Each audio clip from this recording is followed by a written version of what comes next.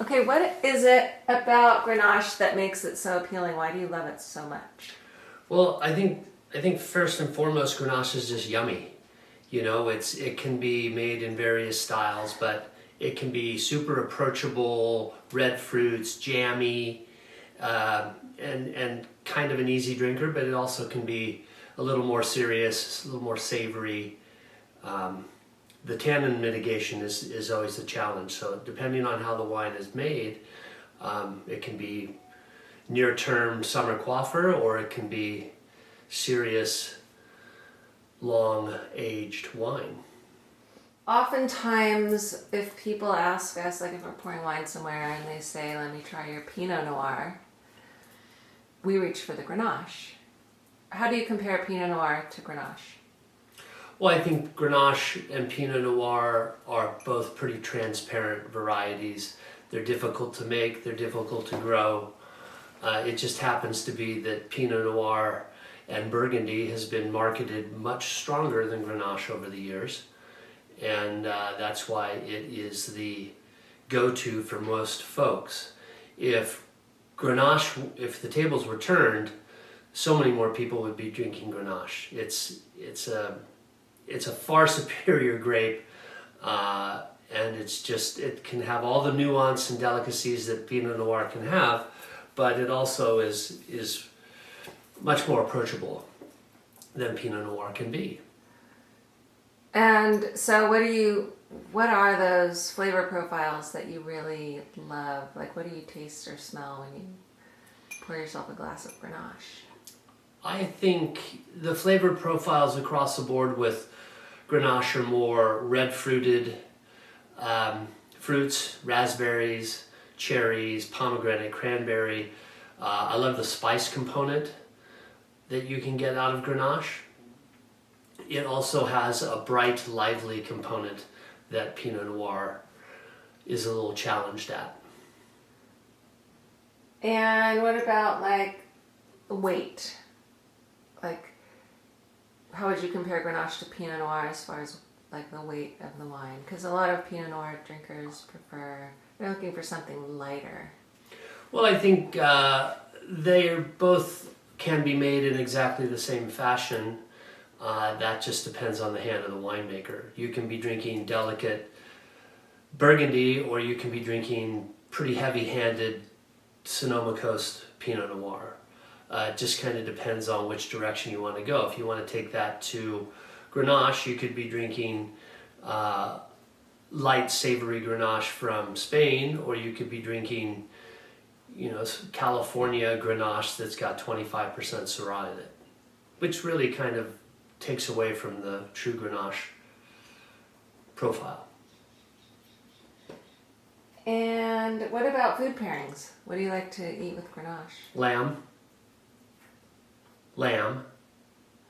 and lamb.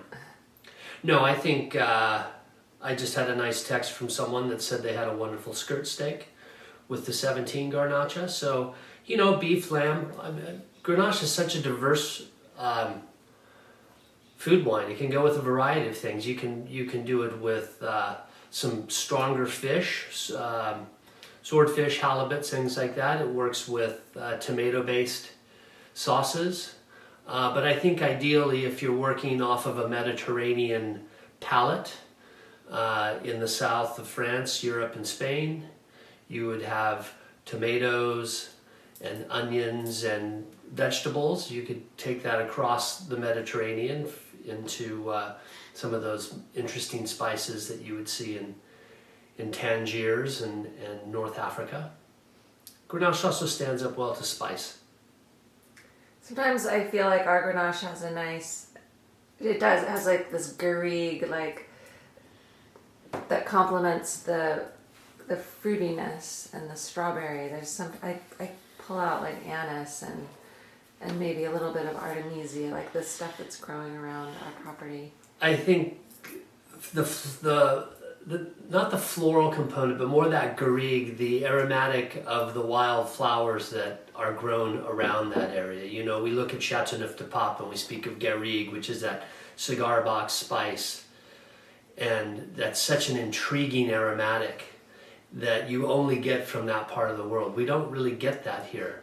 That style of aromatic that we get here are more those lupin, the artemisia, the fennel component, and I think that is a component to the place in which that particular Grenache is grown. And how would you compare Grenache from Paso Robles to Grenache from Châteauneuf-du-Pape? I think the main difference between Grenache and Paso and Grenache and Châteauneuf is Châteauneuf's got that spice and a little more weight than Grenache and Paso. What I think makes West Paso Grenache so unique is our limestone soils and climate. So we have an energy level in our Grenache that a lot of people around the world don't get. And I think it's that bright, vibrant red fruit, it's that spice, but also our acids are higher. So that gives it a level of energy that I think Châteauneuf can struggle with. Châteauneuf has to deal with the Mistral during the growing season, the seasonal winds that blow down from the Alps, and they struggle to maintain freshness. And I think a lot of the producers use whole cluster fermentation and stem inclusion to maintain that freshness. Cool. Cool. Over and out, bitches.